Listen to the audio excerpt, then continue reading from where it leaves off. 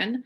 My name is Tia Tyler. I'm a project manager for Local Government Commission, and we are part of the Coalition for the Statewide Energy Efficiency Collaborative.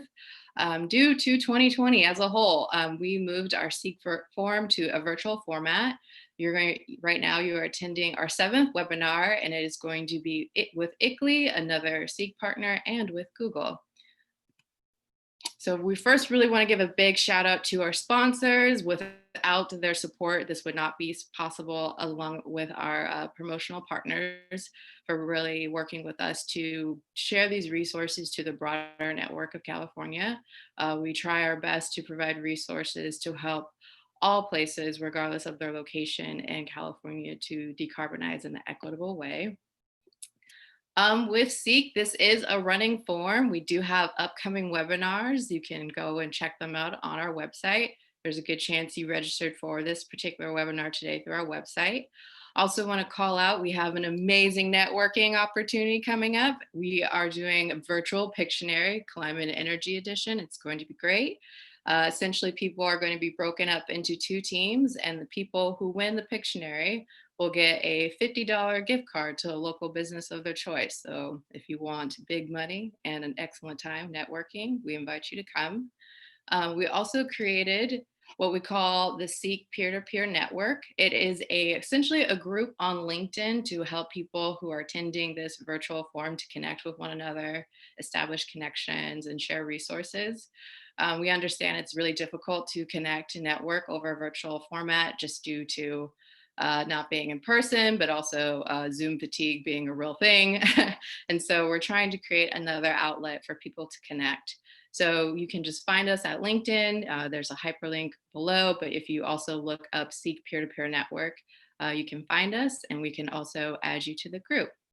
And so today I am going to do a very brief introduction of our speakers. Oops, my bad. We also, it is 2020. I do assume everyone at this point knows how to use Zoom, but just in case, we encourage you all to use the Q&A function.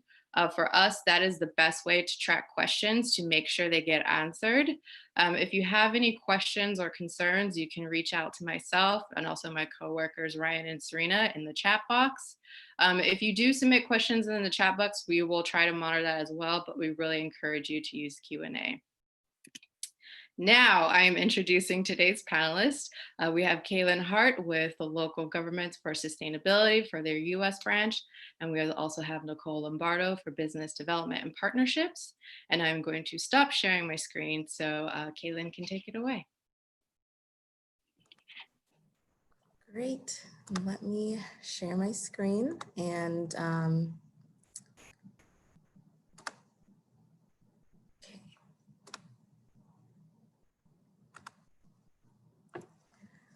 great. Okay, so hopefully everyone can see my screen, and I'm just gonna go ahead and get started. So again, thank you all for joining us in this presentation. Thank you for joining us for the SEEC Forum.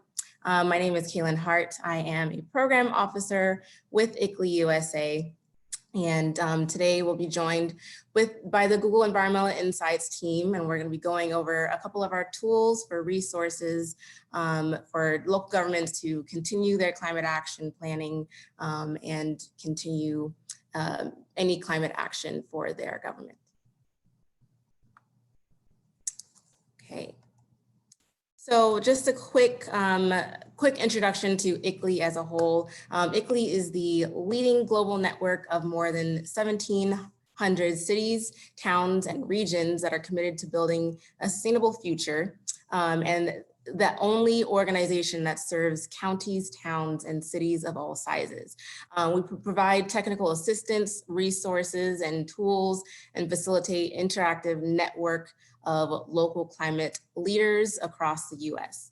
And so we help local governments build capacity and knowledge to make more informed decisions using protocols, data, best practices, you name it.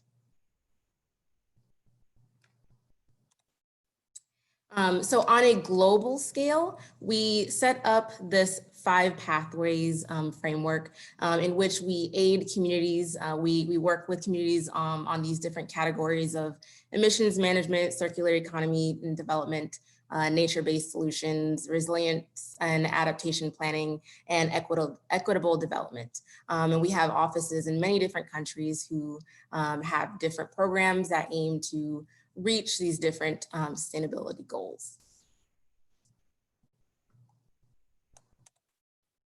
With ICLEI USA, our overall pathway to sustainability includes a process that we call the 5 milestones. And this probably looks familiar to some of you who have completed a greenhouse gas inventory. It's a similar milestone progress for climate action planning.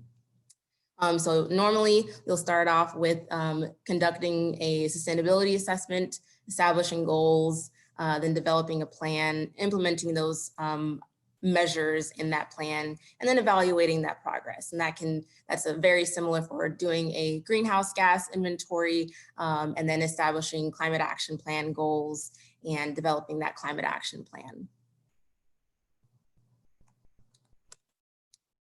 So today we'll be going over the ClearPath tool that can help a jurisdiction complete those 5 milestones that we just went over. And then we'll hear from the Google Environmental Insights team regarding their Google EIE tool and how that tool can integrate with the ClearPath tool. And then we will dive a bit into another ICLEI USA tool called the contribution analysis tool that can help a community compare inventory years and their emissions. And then lastly, we'll discuss the sunsetting of the SEEC program and how California communities can continue to use the ClearPath tool post the SEEC sunsetting.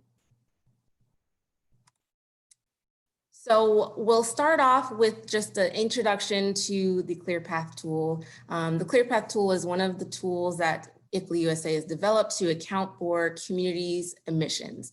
And ClearPath is the first comprehensive online emissions management platform for local governments in the world. And it's an online cloud-based tool. So this allows for multiple users for one jurisdiction, whether it be staff or a consultant or interns.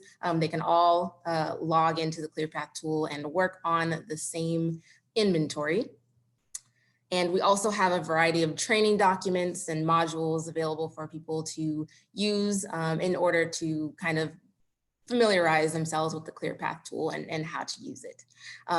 Now, the tool has 4 major modules, and those are the modules we'll be going over today. And the first is the inventory module, and then we'll get into the forecasting, planning, and monitoring modules. And again, these are all modules that can help you develop your climate action plan through those steps of developing that climate action plan. What's important to note about these modules in the ClearPath tool is that each of the modules build off of each other. So it's best to have your inventory data in there in order to use the forecast and then so on for the planning and monitoring tools. So first we'll get into the inventory module. And in the inventory, in ClearPath's inventory module, there are 2 separate tracks for calculating your greenhouse gas emissions. That's the community scale and the local government operations track. Many communities will complete both a community scale and a local government operations just in order to determine what % of their community emissions are due to local government operations. But today we'll be covering mainly the community scale track. So the inventory module separates emissions into different sectors. On the screen here, we can see this is just one of our demo accounts called Mikeville. When you're going into the ClearPath tool, obviously it will say your jurisdiction's name up there. And this is where you'll be able to include all of your inventory data. So you can see here that there's different sectors: the residential, commercial, industrial, energy, the transportation and mobile sources, your water and wastewater, solid waste. AFOLU most people get confused. That is the agriculture, forestry, and land use. That's what that acronym stands for. And then process and fugitive emissions, along with some consumption-based sectors. So those are all of the different sectors that you can include in your community inventory. But in your local government operations inventory, it's similar setup to this, but the sectors are just a little bit different because they're focusing on the local government operations and any owned and operated facilities. And each sector has different calculators to help you calculate your emissions. And you can apply your emissions factors and global warming potentials to the activity data in your input, but we'll kind of go into that in the next slides.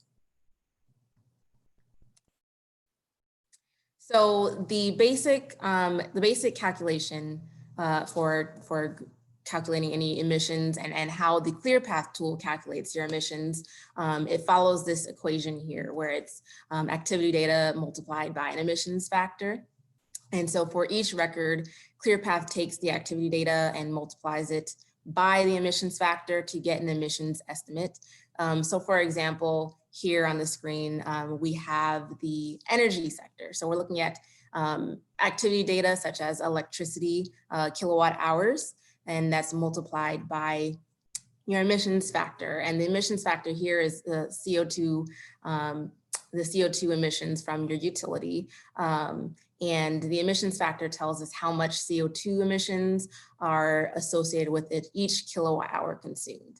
And obviously there are also emissions factors for N2O and CH4. And so you'll be able to calculate emissions for those with those emissions factors, applying that to your activity data. So within the inventory module, this is kind of what each individual calculator will look like. So once you select and enter your emissions factor, you'll be able to enter your emissions factor into this calculator. So that top red box on the screen, that is where you will be able to choose your emissions factor. And again, in this example, residential electricity, that can come from your utility. So you'll be able to select that in that drop down, and then the input box is where you're going to input, again, for this example, your kilowatt hours used, that electricity used, and there are other optional inputs such as number of households and the population. And so you can enter all of that, and then at the bottom of the screen, you'll see that outputs table. And that's where you'll get all of your CO2, CH4, N2O emissions. The ClearPath tool will calculate what you put into that inputs, and with that factor set, it'll calculate your emissions and drop that into the output table.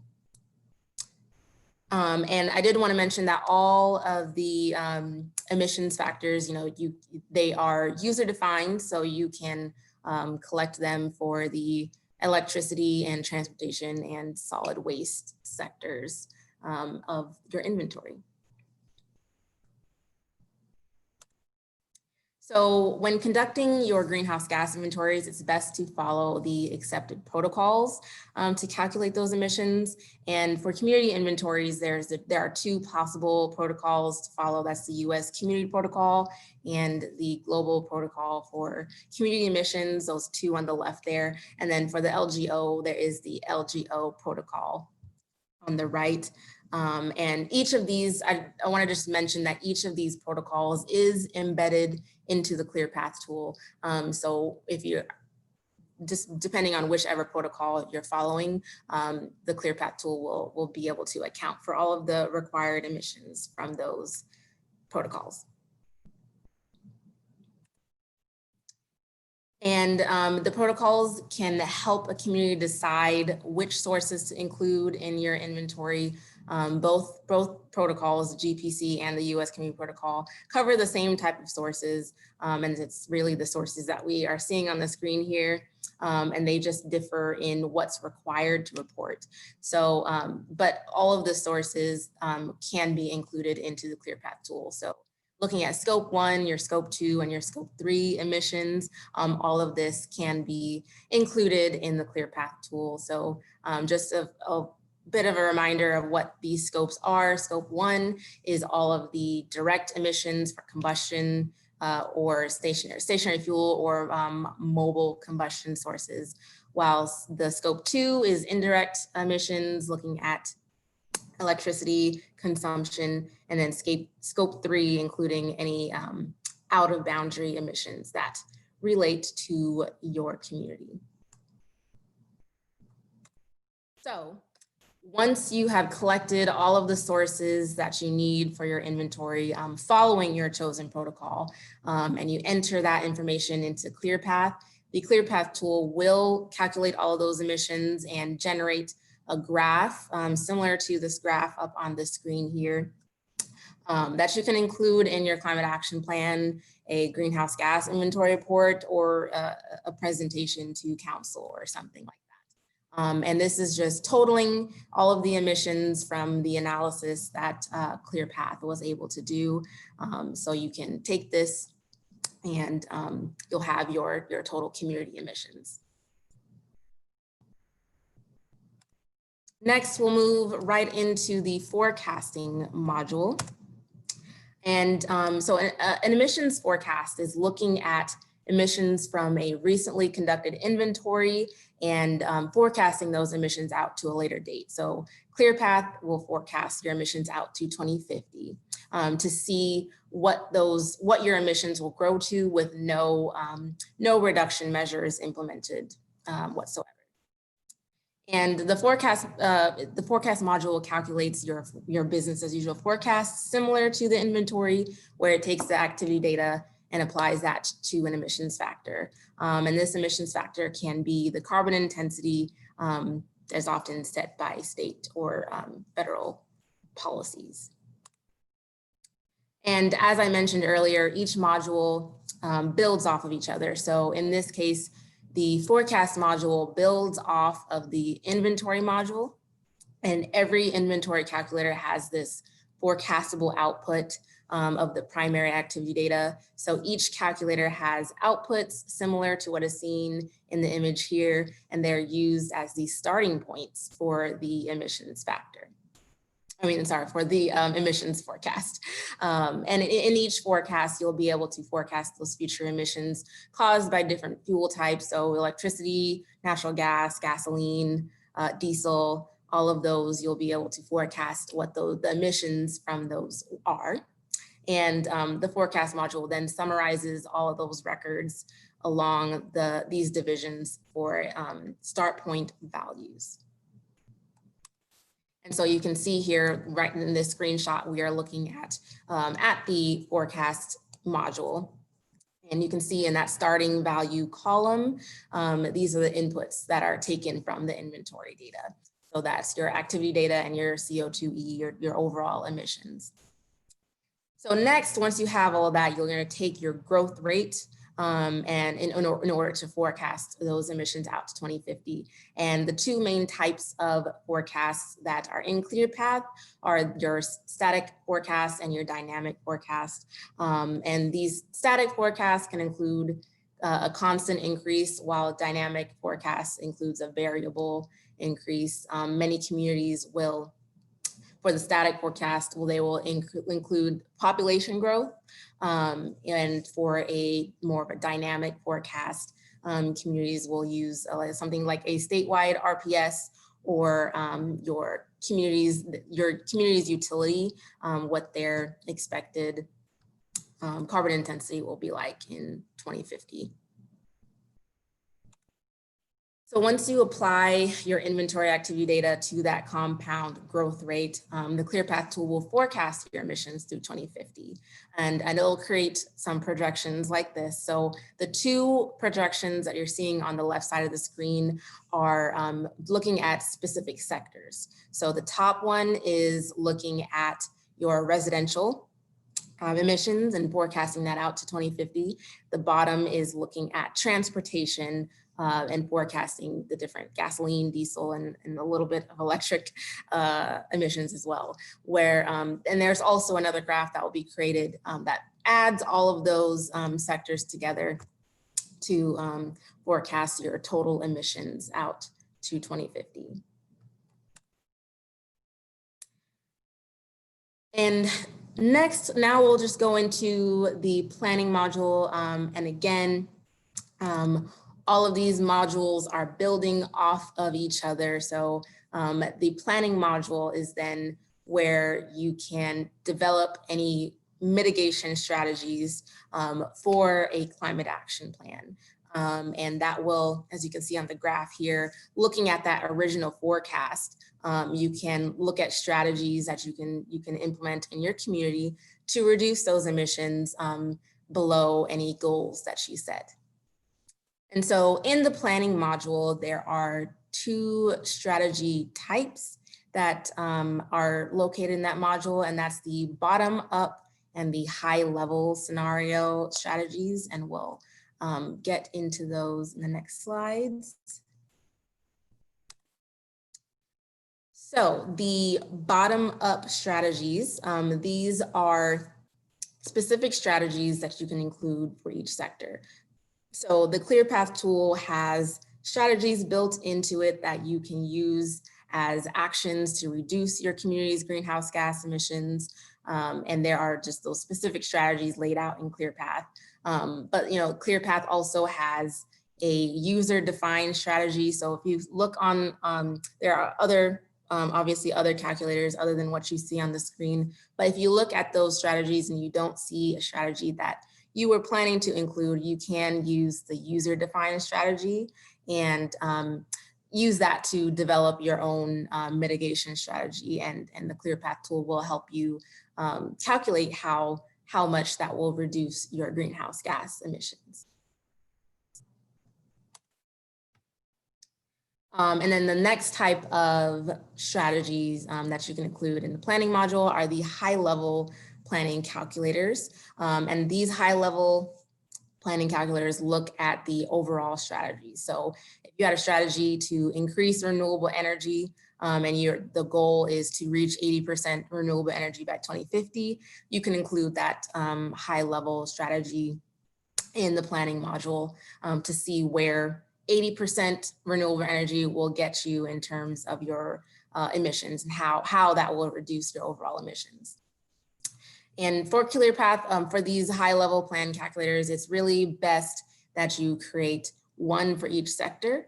And you should only include one for each sector to ensure that you don't overestimate emission reductions. So for example, you wouldn't want to have a high efficiency or like high level strategy as well as an LED light strategy. And because the LED lights would be covered in that high efficiency strategy. So when you're looking at high level strategies, you'll want to have just one for each sector. But the good thing is you can create multiple scenarios and you can create multiple planning scenarios. So you'll be able to create one for all of your high level strategies and then create another planning scenario for all of the bottom up strategies, just to kind of look at where you're trying to get and then another scenario for what it's going to take to get there.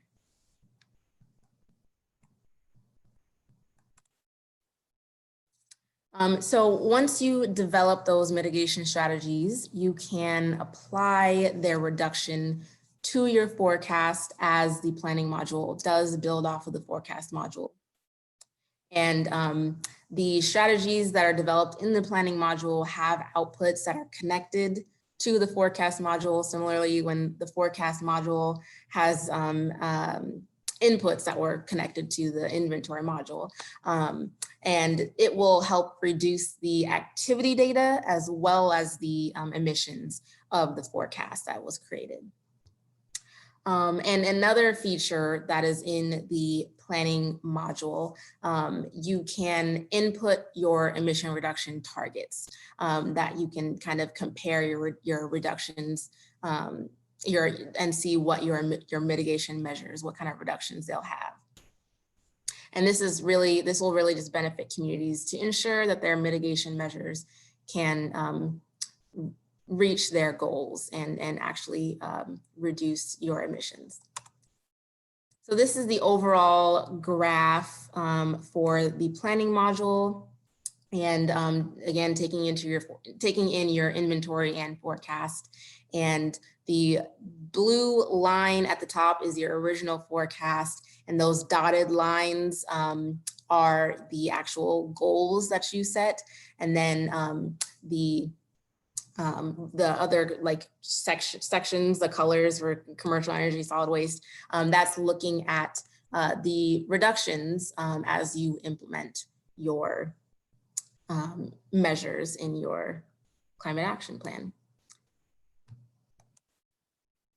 So next we'll kind of get into the monitoring module. So once you have developed all of your strategies and you put it into that climate action plan, got it adopted and published, then next step is implementing and tracking all of those measures. And so that's exactly what the monitoring module is for tracking implementation of those CAP strategies. And there are two parts of the monitoring module. And the first part is obviously the monitoring records, where you can input information about the progress in implementing your individual reduction measures. And then the second part is reports that the monitoring module will create for you, so you can see how you're progressing on implementing those measures. So this is just a screenshot of the monitoring module record. So you'll be able to keep track of the implementation status of different measures, who or what department is leading the implementation, and keeping track of the financial costs of each measure. And then this is also just another part of the monitoring record, and you'll be able to also track the type of fuel or emissions sources that are being reduced from that measure. And once you fill out the implementation notes and the financial costs and emission sources affected, the outputs table will provide the amount of CO2e that was reduced, the fuel usage reduced, and then also the cost effectiveness of that measure. And so once you kind of go through and implement all of those records for all of the different measures that you included in your climate action plan, the monitoring module can help develop reports to view the progress on your implementation. So these are just a couple of the progress, a couple of the reports for the monitoring module. This is the implementation progress report, which shows information from the monitoring records that have been entered. And for each record, it compares the amount of implementation achieved in each year with that projected under a planning scenario. Another important report is the implementation efficacy report. It's similar, except it compares the expected and achieved emissions reductions rather than just the amount of implementation. And finally, the indicators report can show comparison of indicators such as energy use and emissions per household or per person, anything like that. So the reports sector in ClearPath not only provides you monitoring reports, but it also gives you inventory reports and graphs, as well as forecasting and planning exports. And this will allow you to take your graphs and charts to include in any communication about your greenhouse gas or climate action planning project. So those are really the main modules in the ClearPath tool. And again, I understand I threw a lot of information at everyone, just trying to get everyone those, just the gist of what each of the different modules do. But always, you can always reach out to me if there are any other questions, or if you would like a demo of the the entire ClearPath tool to see how that, just to see how that works and well put together. So next, now we're gonna have Nicole from the Google Environmental Insights team come and share about the Google EIE tool. And so just a little bit about Nicole. Nicole is responsible for partnering with product management and engineering teams to pioneer new products with Google.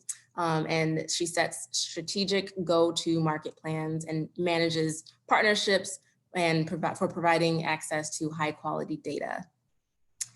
And her work has led her to receiving the UNFCCC Climate Change Award for the launch of the Project Sunroof, which utilizes Google's extraordinary mapping capabilities, enabling the world's renewable energy transition. But more recently, the work she did to develop and launch Environmental Insights Explorer led to receiving Google's Green Award, which recognizes teams for their significant contributions that drive sustainability across the company. So I'm going to go ahead and give this over to Nicole. I'll continue to share screens. And yeah, just. Great. Thanks, Kayla. Really appreciate that intro. Well, good afternoon, everyone.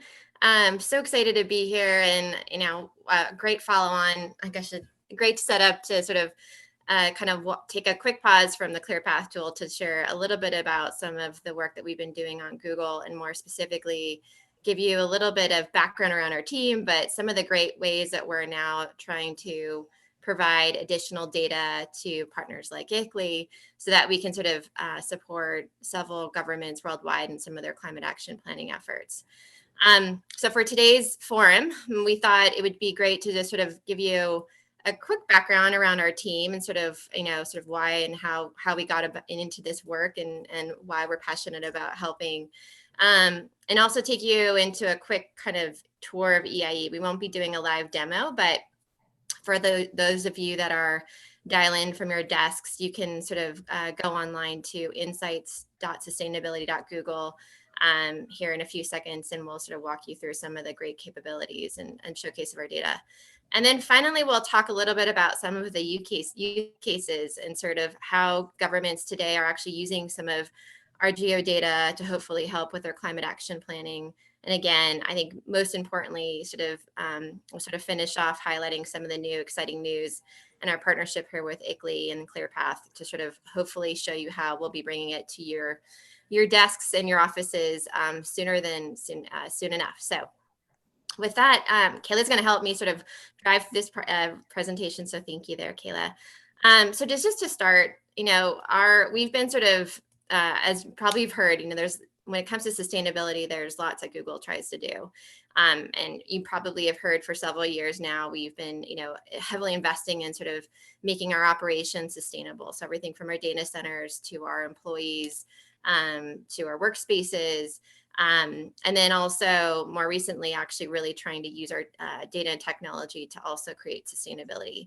And so that's where a lot of our work comes from, or I should say starts with our sustainability strategy at Google, is that it's not just what we do on our campus, but to what we can actually enable others, so partners, our users, to make sustainable choices in their own lives using our technology. Next slide, Kayla. And so specifically, here we are. So our team sits within the GEO organization. So you hopefully have heard about some of the work that we've done for several years now. So mapping the world. And so with that incredible data set that we've been able to collect today, one of the things that we've been doing for a few years now is really taking that same data set and using it to help, catalyze positive societal and environmental change. And specifically, in the last few years, we've launched and sort of brought to scale, other tools out there, things like Global Fishing Watch, Global Forest Watch, Project Sunroof, and these were all initiatives, Project Airview, you might have heard, and these were all some of our several initiatives that came out of our team where we were sort of harnessing the incredible data, geodata that we have to be able to, like I said, drive environmental change across the world and creating helping to restore and protect our planet longer term. Next slide. And more recently, we understand sort of governments and sort of, ways in which we can sort of help and support them even more so today, understanding the greater pressures they're under, and creating, sustainable, resilient cities. And one of the things that, our work when it comes to the Environmental Insights Explorer has been focused on is really helping cities to inform better policy change, to, implement stronger programs so that, things like sustainability not only is something that can be built within the city, but that it's actually shared, for across many of the residents in the cities themselves. Next slide. So in the last, just as a quick background on the Environmental Insights Explorer and our team. So as I mentioned, we've been focused on sort of supporting in cities for several years now. And in the last 2 years, more recently, we decided we felt that it was important to sort of, invest even more, and seeing what we could do to really help, cities specifically in climate action planning, because we know sustainability really starts with the cities and being able to build plans for a better future. And so when we, sat down and partnered with cities, what we found is that, when it came to actually building climate action plans, one of the things that was very obvious to us was that, we noticed that having access to data was not only difficult, but also, is very time consuming. And cities just in generally were stuck on building for those resources and capacity within their teams for things for budgetary reasons, or they just didn't have the expertise in house. And so what we did was we sort of as a team looked to see if there were places where just our data and technology in itself could help, obviously supplement some of the areas and the gaps where cities were struggling. And so, for several cities in this last 2 years, so when we first launched EIE in 2018, we launched it with 5 pilot cities. And so when in the sort of work that we did with those cities, and then actually several dozen more to help build the tool and platform, was that we were really looking to see if actually some of this data and just making it easy accessible could actually help unblock some of these challenges that you see here. Next slide, Kayla.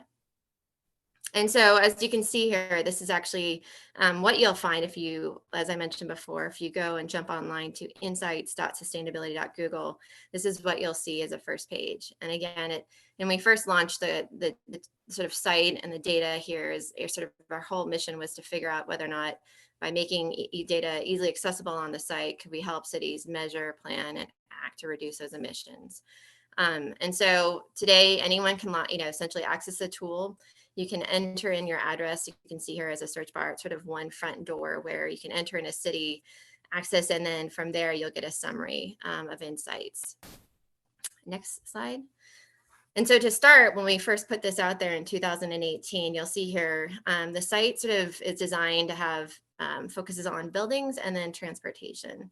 And so one of the things that you'll see here is that on the left side of the tool, and actually this shows you in one quick screenshot, but sort of at the top here, buildings and transportation is focused on helping cities measure sort of sources of emissions.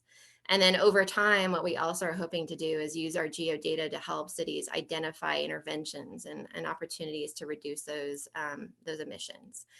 And so next you should do, as you can see here, there are a couple of things that you could actually see here is that it sort of helps cities, not only estimate some of those building emissions, but allows you to also take even a closer look at some of our incredible transit activity that we've been able to collect, so to understand the flow of mobility across the city. And then as I said earlier, is also to be able to identify ways in which you can reduce. Since we launched the tool in 2018, we've actually made several investments to expand it. So a couple things. One is we've expanded sort of data access to several more cities since in this last year. So today there's over 122 cities that are accessible. But we've also started to invest in launching new piloted data sets. So you can see here as a last call out is we're starting to showcase and pilot how we can sort of work to do showcase hyper local air quality measurement. And that's sort of coming out of our, many years of work on Project Air View in the last few years. Next slide. So just to give you a quick kind of, walk through some of the data that's there. And again, hopefully this will all sort of be great background, because as we'll talk in a little bit, we'll go into sort of how some of this data now will be more accessible to folks like you, not only with tools like ClearPath, but just to more and more cities worldwide. So first, we'll talk a little bit about building. So today, again, the tool EAE for short. So if you hear me say that, it's Environmental Insights Explorer, and we say for short EIE. EIE allows you to sort of take, in this case, looks at all of the buildings we've mapped across the city and breaks it down into sort of what is residential and non-residential. And so for some cities that, may not have full access to seeing some of this information, you can now compare here with what we've been able to map within our own city data. And so with that data, what we do is then we take all the buildings, and then we actually are able to then calculate the total square footage of that sort of building, both on the residential and on non-residential space. And then from that area that we've got, been able to estimate, then we actually apply emission factors. And one of the things that you'll see today in EIE is that we're actually pulling in emission factors that come from a source called CURB, which I think probably many folks here in the US have seen and heard of. But essentially, it brings in sort of regional averages of obviously emission factors, looking at things like the energy use intensity and fuel mix into those buildings. And so today, EIE actually applies those emission factors to be able to give users a quick estimate sort of what sources of emissions look like. Next slide, please.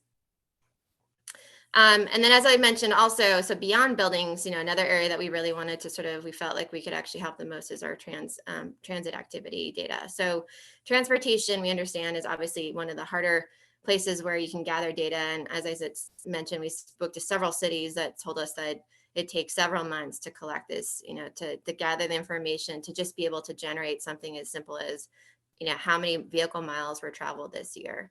And so as you'll see in today, what we're doing is we're taking our maps flow data. So as people are traveling across city, both going into the city, traveling around the city, and then going out of the city, we're able to take that entire sort of several probably million instances, intervals of activity data, and sort of summarize it really simply here. So what you can actually see as a user is, number one, the total number of miles that are traveled in, around, and across the city. But then you can also break that down into understanding sort of the modes of those actual miles traveled. And what we've done there is actually apply machine learning to be able to understand, is it traveling as fast as a car, or is it someone as walking? So something super exciting for several cities has been able to not only easily understand sort of total miles a year that have been traveled, but then secondly is by what mode. Next slide, please. So I talked a little bit about some of the ways in which you can sort of use some of this data to help you, again, in tools like ClearPath, be able to quickly estimate your building and transportation emissions. But then as you start to think about how you might want to model interventions, you'll see within EIE today and Google, we've done the work to sort of use high resolution imagery and AI to be able to accurately estimate the total rooftop potential. So again, several cities are taking on ambitious renewable energy targets, which very much excites us there. And what we wanted to do with our data was to be able to give more empirical measurements, so that city governments can start to really understand, do I have a gigawatt, or do I have 3 gigawatts solar potential? So what you'll find is a breakdown within our tool of not only the total full technical potential for every rooftop, but then we break it down by understanding if it's flat roofed, south facing roofed, if it's a large commercial size roof, or a smaller residential size roof. So it really gives you another level of granular data to be able to inform sort of some of those policies or programs that you might be carving out to really help you achieve those targets you've set. Next slide, please.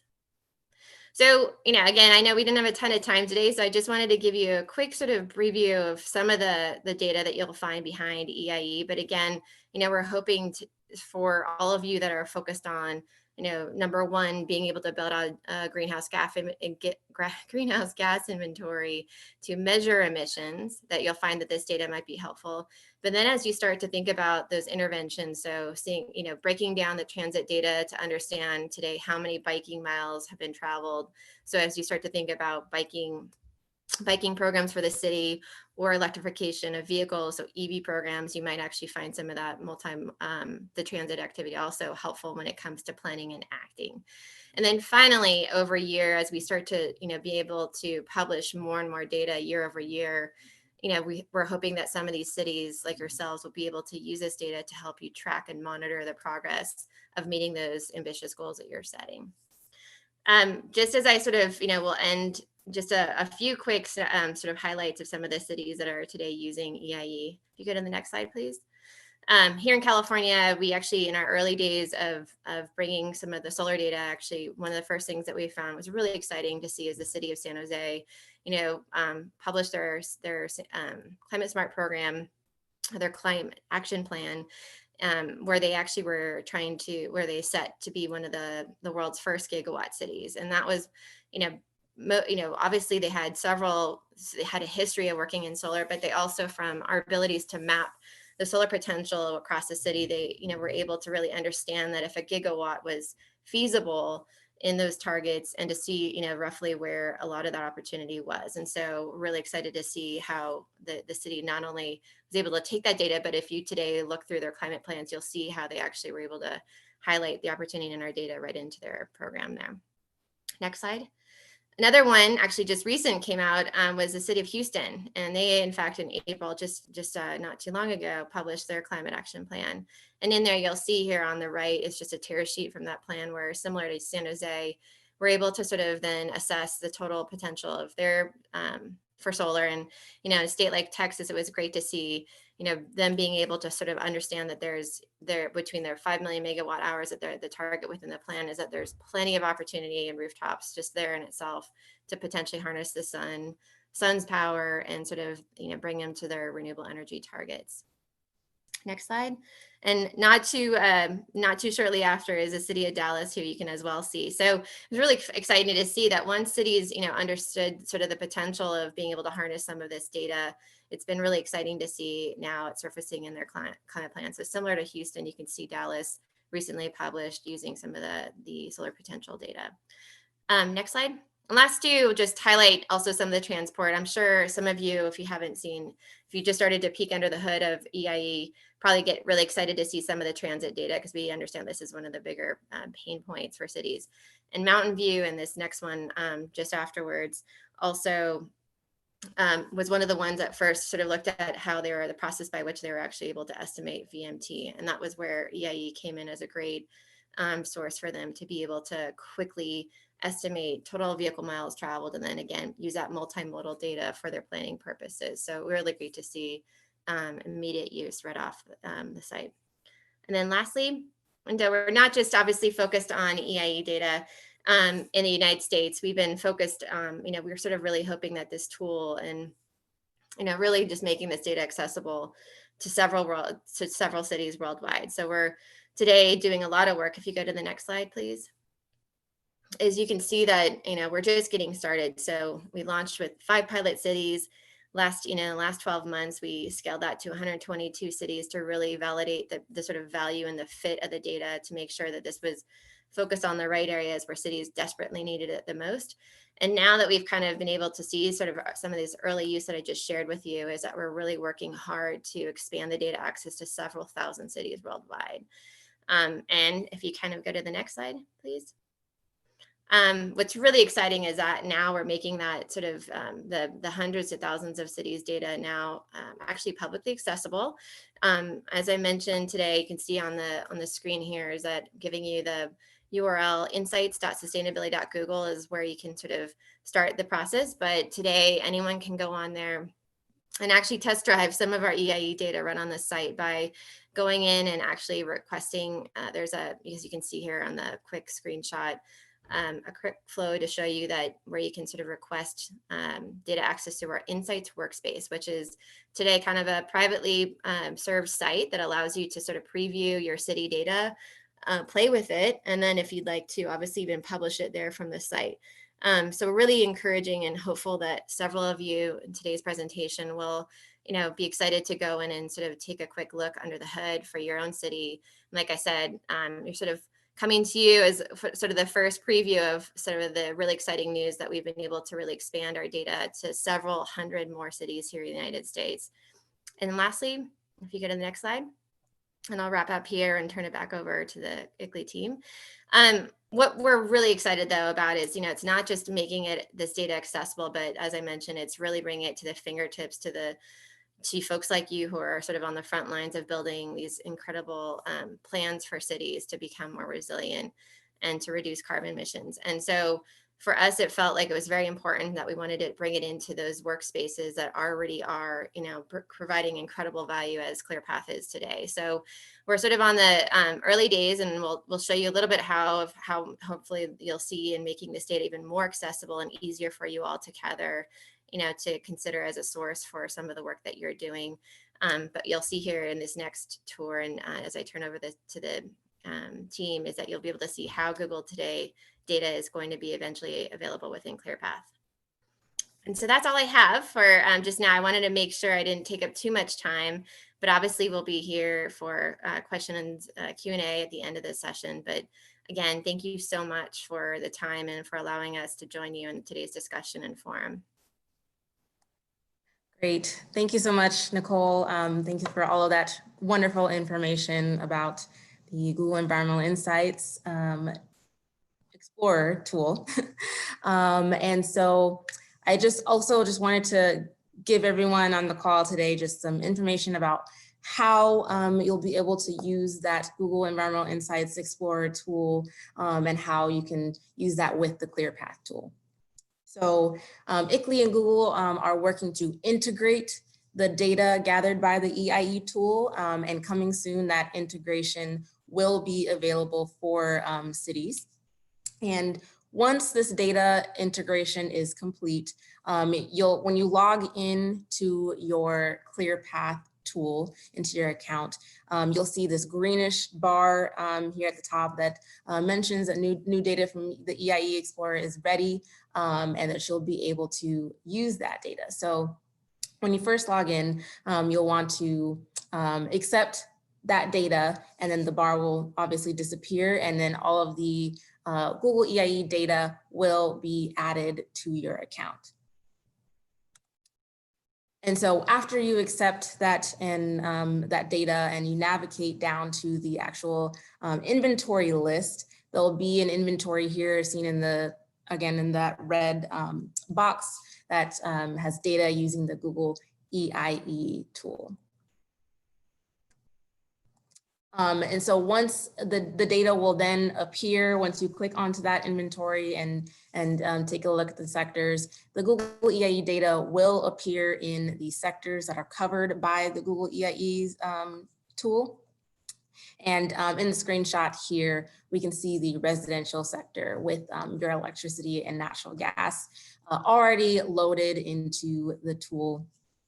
And then also with the transportation data, the emissions for your transportation sector will also be included in here, and there'll be separate records, so you can see the different modes and the different inbound versus outbound and out of bound in boundary.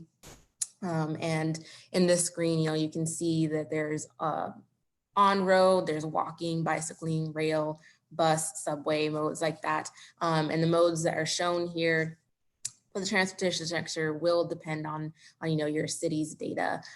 Some cities will have all of these, and some may not have that walking and biking, but you will receive many of the different modes in your transportation sector.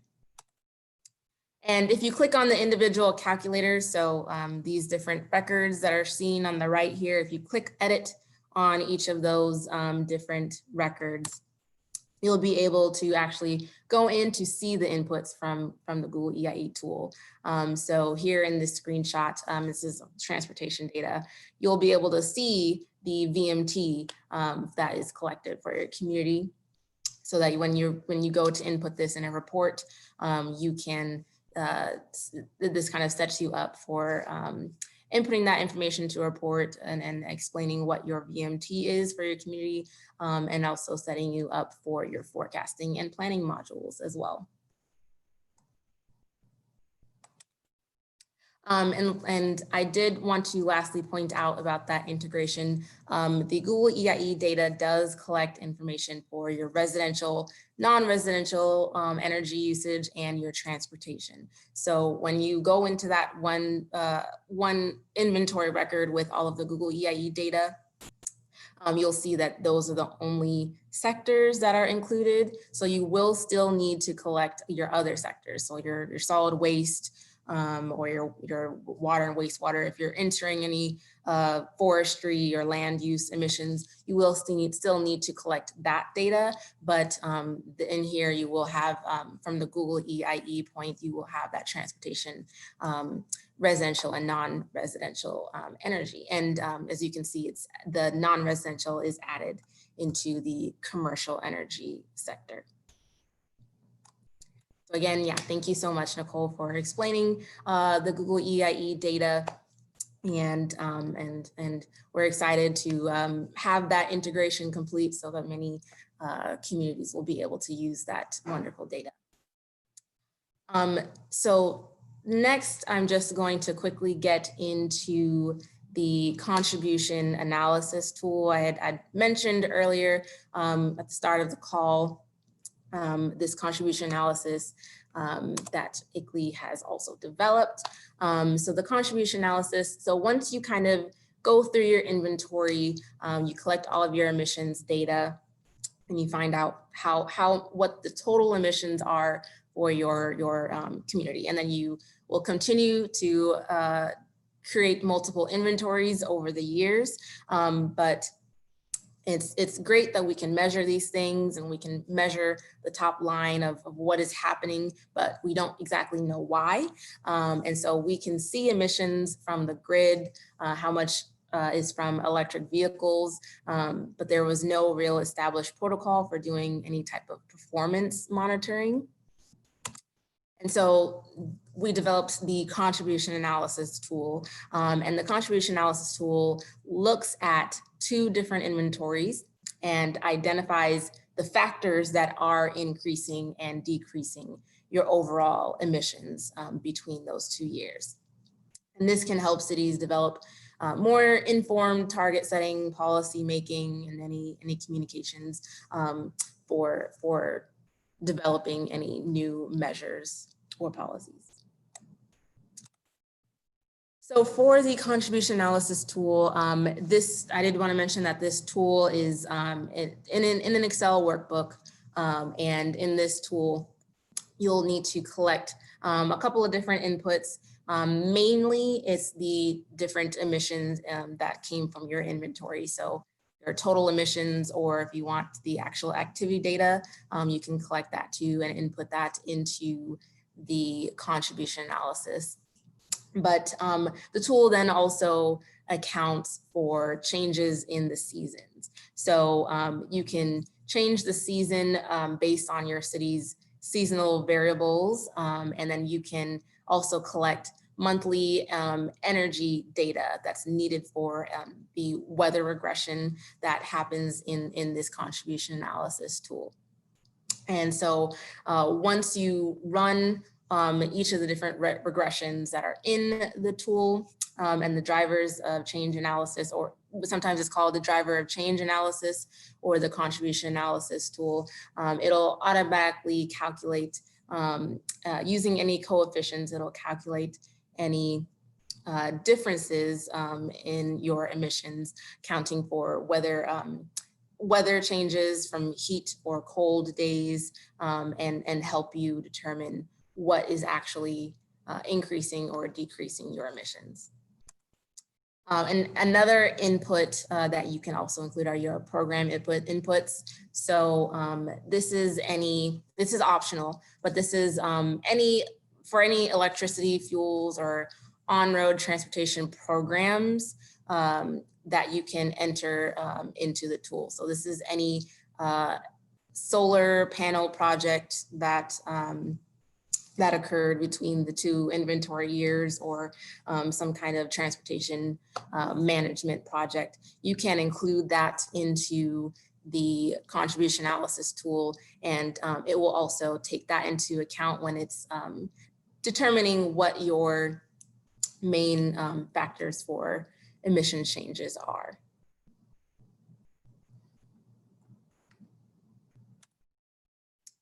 So once you enter all of your inventory inputs and your weather inputs and program inputs, the contribution analysis tool will develop these graphs, and after it's been run, each sector will have its own individual tab in that Excel workbook with details on the sector decomposition breakdown.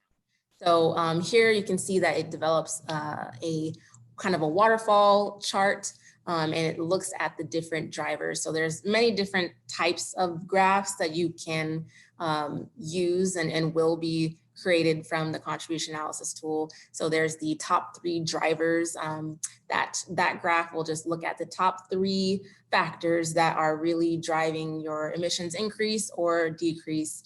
And then there's also like a medium level summary and a detailed summary that goes in depth on the many different factors that are increasing or decreasing your emissions. So things like the growth in population, local programs, and the weather are shown in the summary charts. And these are aggregations of these sector level impacts.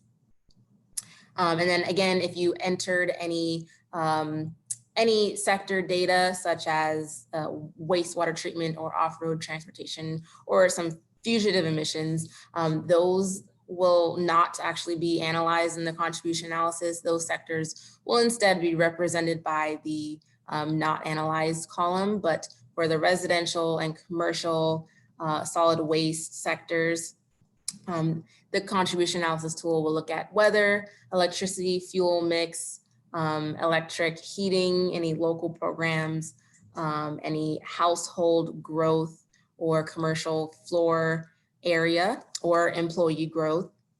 And then for transportation, it also looks at VMT per person, the vehicle fuel economy, and any local programs there.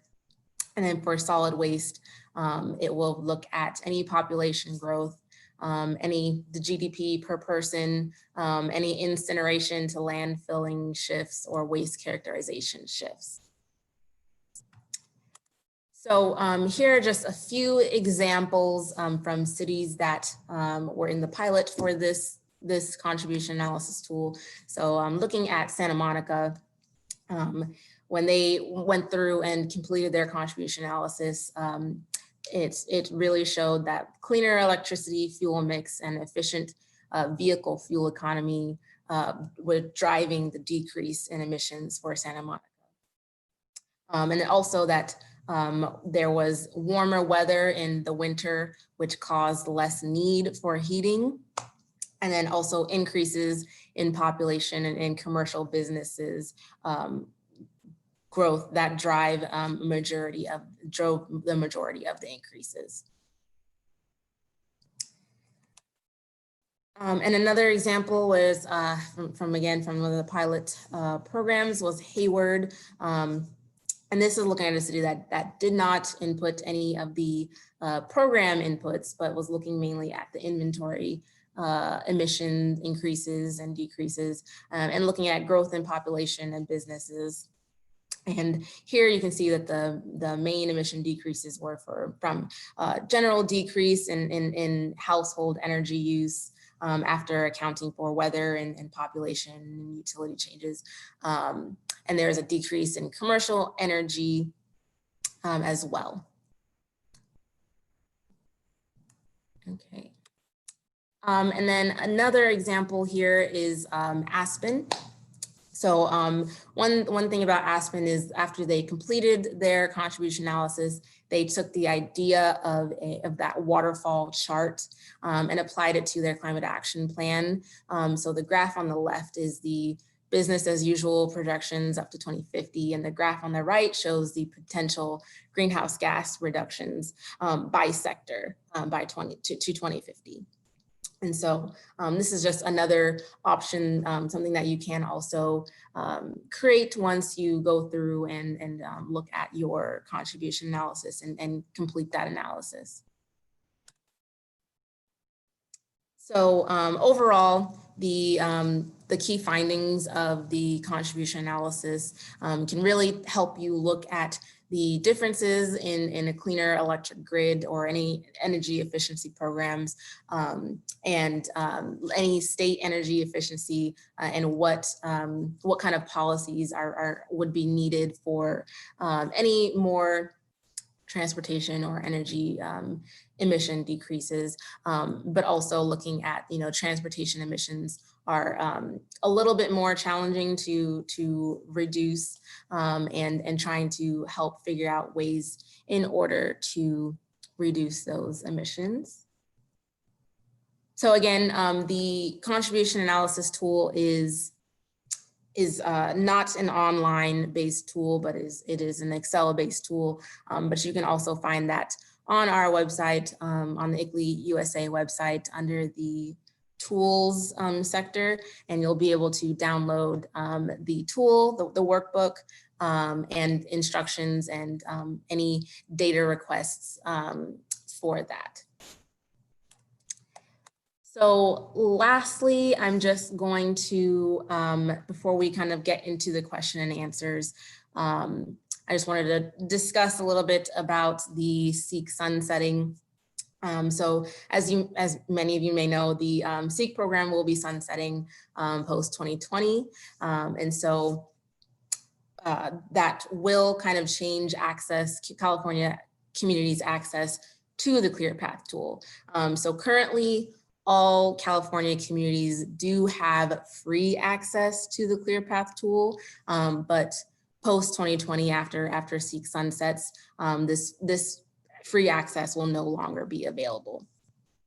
And we'll get into how you can still access ClearPath and all of the data in there already. So just again, just a brief description of why the SEEC program is sunsetting, just because of a decision from CPUC requiring the IOUs to have a stringent cost recovery. So the IOUs basically will no longer be able to support the SEEC program after that, but the different SEEC NGOs will still be around to help California communities with any energy efficiency and climate action planning type of data. And so one way that communities will still be able to continue to have access to ClearPath is through our ICLEI membership. And there's really two different ways to get your ICLEI membership, and that is if you're a city or a county and you want to have that direct membership with ICLEI, you can get membership, and I have the membership dues on the screen here. And then also you can go through the regional affiliate, and that's where someone like a COG or an association of governments can become an ICLEI member, and you can have your inventory data in there based off of that COG or association of governments. But for any of the membership, if you're interested in the ICLEI membership, there is also this ICLEI membership brochure, and after this presentation, the slides and recording will be out, and a link to this ICLEI membership brochure will also be included to showcase what other benefits come with ICLEI membership. But getting this ICLEI membership, your ClearPath tool will be upgraded to the Pro version of ClearPath, and all of your previous ClearPath, if you already have been in there conducting inventories, your previous ClearPath data will still be in there. You'll still be able to access that. And then you'll be able to, once you get your ICLEI membership, you will be able to conduct new inventories post 2020. And because I've gotten this question before, if you do not get the ICLEI membership, you will still have access to your data that is already in ClearPath, but you will not be able to edit the data or anything, any data manipulating or anything like that. You'll just have access to it to see what kind of inputs were put into your inventory previously. So we highly recommend if you are planning to create more inventories and complete more climate action planning to get that ICLEI membership. And that is it for our presentation. And I think that now we are going to open this up for question and answers. We have just over 15 minutes for any questions. So please, I'm just going to turn off my screen and answer any questions that have been coming through, or if there are any other questions. Great. Yeah, I'll start. We have about 11 questions in the Q&A. For timing, I'm just going to speed through them pretty quickly. And some of them I can tell whom they are for, and if I can't tell, please feel free to answer. So this question is from Agnes, and it says, we have used the inventory module and it was great. It was recommended to us not to use the forecast tool because of its limitations on forecasting statewide regulations. Can a CAP that was created using ClearPath be using forecasting get SEQA certified?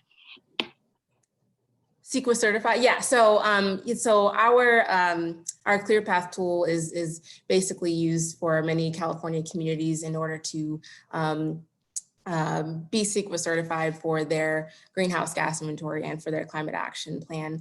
And if you're getting that SEQA certification, it does help you with streamlining your any type of climate action planning for that. So yeah, it definitely will help.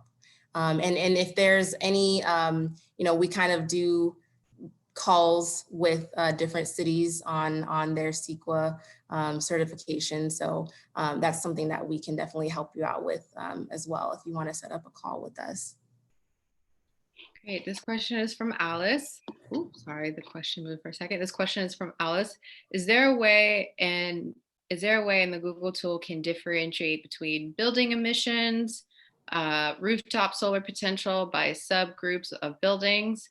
And she provides examples such as municipal buildings, public schools, residential. And can this be listed by address?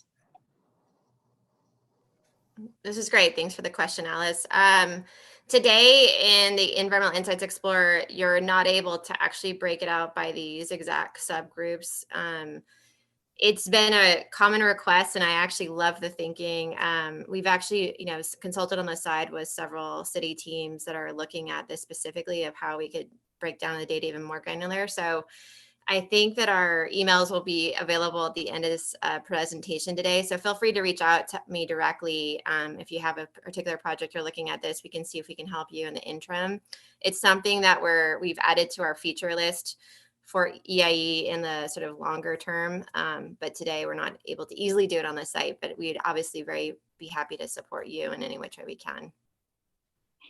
And then another question we received is, how does the Google EAE tool track data? Is it periodically measured, or is it only baseline with a date or something else? Another great one. So today, the Environmental Insights Explorer aggregates all the activity for the year.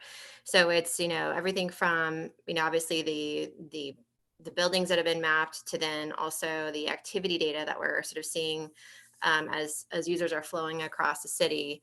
All of that is anonymized and aggregated for the year, and then it's published on the site. Today, you see 2018 data. We're in the process of preparing 2019 data as well. So our current plan is to publish it every year. And so, and obviously, again, since this is sort of early days, if you have, ideas and thoughts about how we should break it down even more and at a refresh rate that's, what you're looking for, feel free to send along sort of any suggestions, but today it's annually. Great. And then this question, it became early. It could be relevant to both. The question is from Richard. Is there an extensive glossary of terms and units?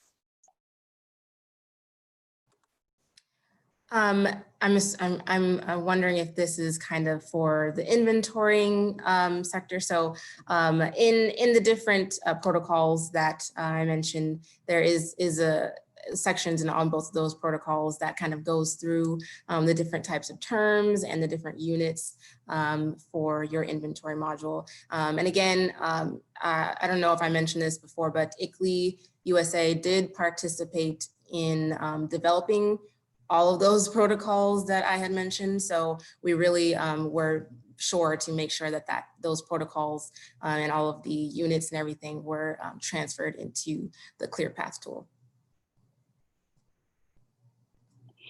All right. And then for this one question is from David, is how long does it take to generate, I'm guessing, an EAE report for a city that is currently not covered? Yeah, so we today, if you go onto the site and you enter in your city and it doesn't show that there's data readily accessible, so the process is if you just submit a request, that request typically will take about 24 hours. It will go into our teams, and then our teams will then process the data if it's obviously available.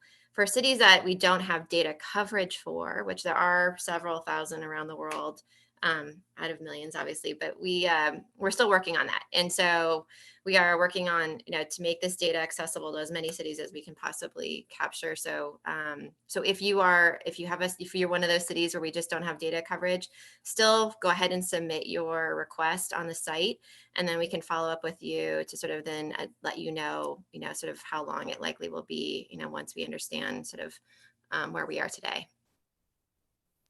Thank you. And this one question is for you as well. It's from Madeline. How is the Google Insight transportation sector data gathered? The flow of traffic in and out and around? Can we see the source of data for the various calculations? Yes. So if you go on the site, it's actually there, two places that I would sort of encourage folks to go to. So if you go onto the transport pages of any of the city, you'll see we sort of lay out where specifically the data, how we collect the data, and it's typically coming from devices across that are being used. So whether it's using maps or just the device in general, we're able to then leverage that data, as I mentioned, anonymize it, and then aggregate it, of course, over the year, of course, an entire city, to understand origin, destination, where those trips started and ended. And then that data then is translated into what you see on those pages, which is showing you how many of those trips started and ended into a city or started in a city, out of a city. And from that, then, like I mentioned in today's presentation, is we're able to analyze that type of activity to then break it down by mode. But it is really truly all Google data that we're actually using here. Hopefully that's helped.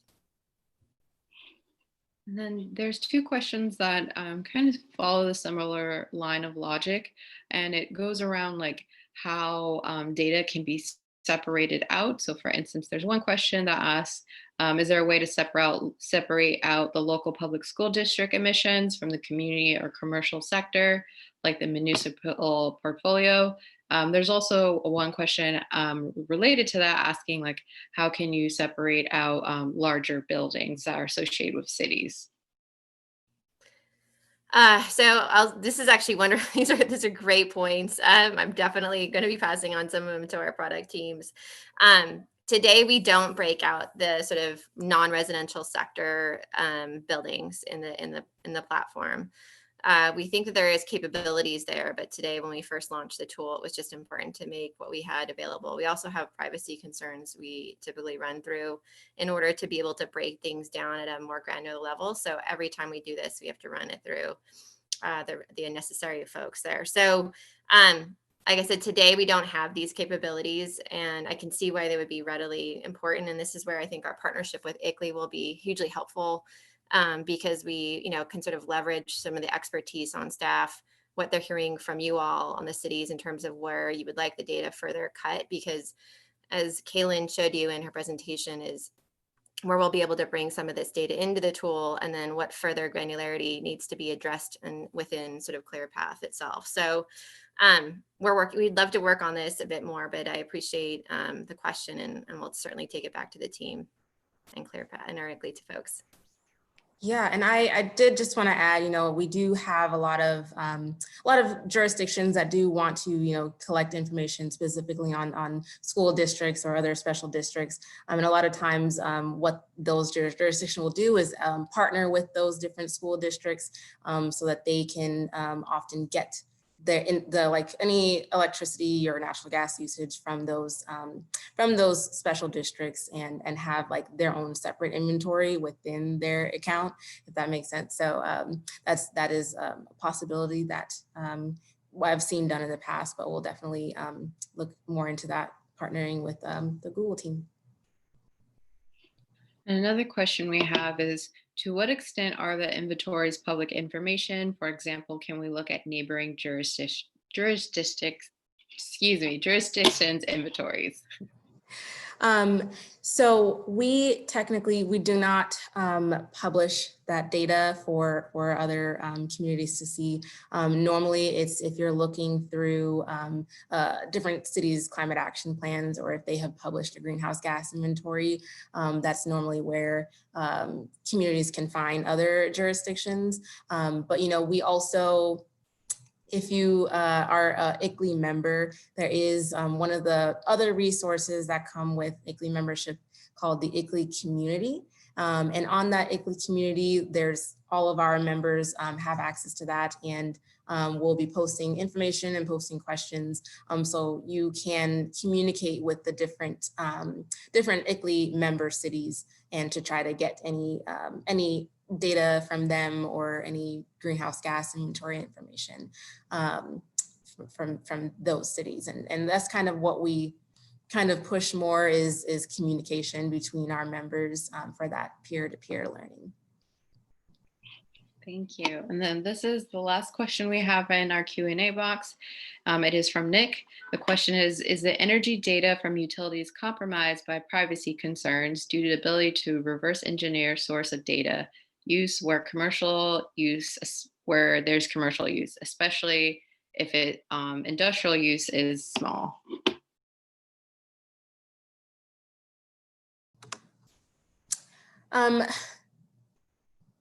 So we normally do have with many communities, having privacy concerns with their data. And normally what we'll do is if there's some data aggregation, that's normally how we try to make sure that the communities will get that information properly. And for industrial data specifically, if there are different any data that is reported to CARB or to CPUC, you can get that information from them. And there's also another tool that we generally will ask communities to use for their industrial data, is the EPA flight tool that also has reported emissions for several different industrial sources. And so you can always get that information from them. But there are privacy issues that unfortunately is very hard for us to kind of because we don't want to infringe on anyone's privacy, so we try to just get that aggregation and get the information into ClearPath by residential, commercial, and industrial. Thank you. Well, perfect. Thank you again, Kaylin and Nicole, for taking time out of your day to give us this presentation. We are due to end this webinar at 2:30, so we're right on time. Thank you for being amazing and efficient speakers. It was amazing. I'm going to share my screen one more final time just to give a final shout out to our sponsors, because again, without them, this webinar would not be possible. Also for us, it's really important to know that the content that we're providing is really helpful for you all. We don't want to just assume. So we are going to be sending out a link in the Zoom chat where you can fill out a post-webinar survey. Monday. We'll also be sending out a link in the chat where you can directly sign up to participate in our upcoming networking event later in August. Again, thank you for attending the SEEC forum. We really appreciate all the input and your intention, and we hope to see you next week. Have a good afternoon, everyone. Great, thanks. Thank you so much.